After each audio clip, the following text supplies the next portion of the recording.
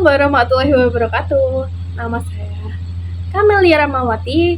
Saya akan mempresentasikan bab 1 tentang berpikir komputasional yang telah saya buat pada minggu lalu. Baik, saya akan menjelaskan tentang berpikir komputasional.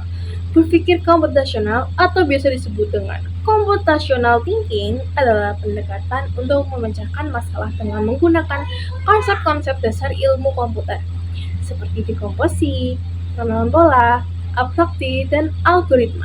Ini adalah cara berpikir sistematis dan struktur yang terinspirasi dari cara kerja komputer. Namun, penerapannya tidak terbatas pada dunia teknologi, melainkan bisa digunakan di berbagai bidang kehidupan. Baik, saya akan menjelaskan tentang A, yaitu pola pikir. Ide atau gagasan yang dihasilkan dari proses berpikir secara panjang dengan matang bisa disebut dengan penalaran.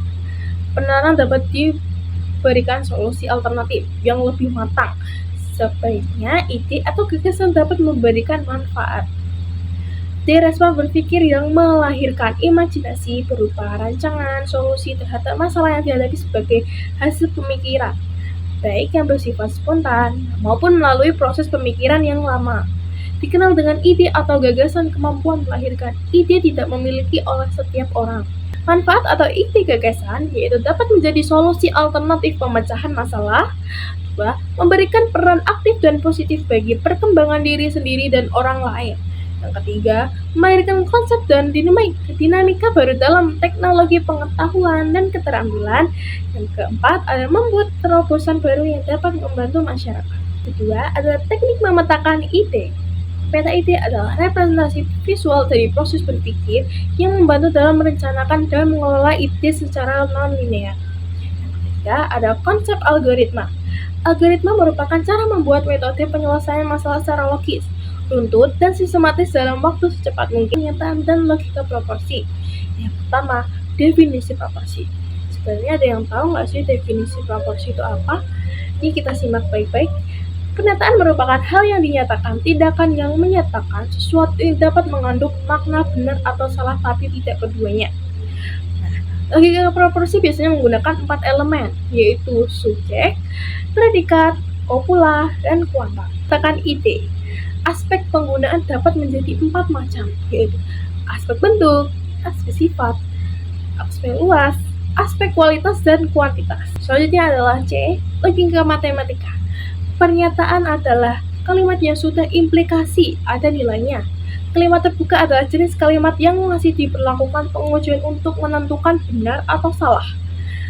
5 istilah yang sering digunakan adalah negasi, konjungsi, disjungsi, implikasi, dan biimplikasi. Yang pertama adalah negasi. Negasi itu apa sih? Negasi merupakan metode membalikan nilai sebelumnya yang semula benar menjadi salah, dan salah menjadi benar. 2. Ada konjungsi. Konjungsi merupakan teknik penggabungan beberapa pernyataan yang kemudian dikenal dengan istilah pernyataan majemuk. 3. Adalah disjungsi. Disjungsi merupakan teknik perbandingan antara dua pernyataan majemuk yang dihubungkan dengan kata atau dan dipresentasikan dalam bentuk mutasi simbol.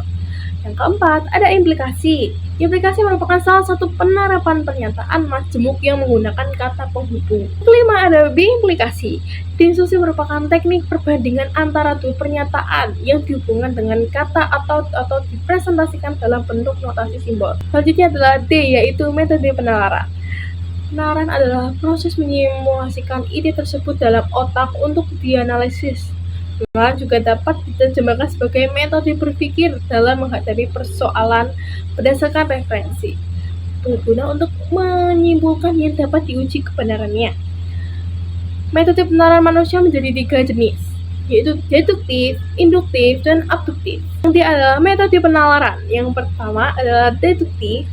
Deduktif adalah metode penalaran yang difokuskan untuk menggali informasi secara umum, kemudian dirangkum menjadi simpulan secara khusus. Yang kedua ada induktif. Induktif adalah metode penalaran yang bertolak belakang dengan deduktif, mengambil simpulan yang dilakukan dengan mempelajari dan menganalisis pernyataan secara khusus atau spesifik menjadi bersifat umum. Juga ada abduktif. Abduktif adalah metode penalaran yang dilakukan dengan mengambil salah satu opsi argumentasi atau alasan yang dianggap mendekati kebenaran dari beberapa pilihan argumentasi. 4. Solusi abduktif adalah simplicity. atau biasa disebut dengan kesederhanaan. Kedua ada koherensi atau koherensi. Tiga, predikabilitas atau predikabilitas. Empat, komprehensif atau komprehensi. Baik, sampai sini saja penjelasan yang telah saya sampaikan. Semoga dapat dimengerti dan maaf jika ada kesalahan kata atau kesalahan bicara. Saya Kamelia Mawati mengucapkan terima kasih. Wassalamualaikum warahmatullahi wabarakatuh.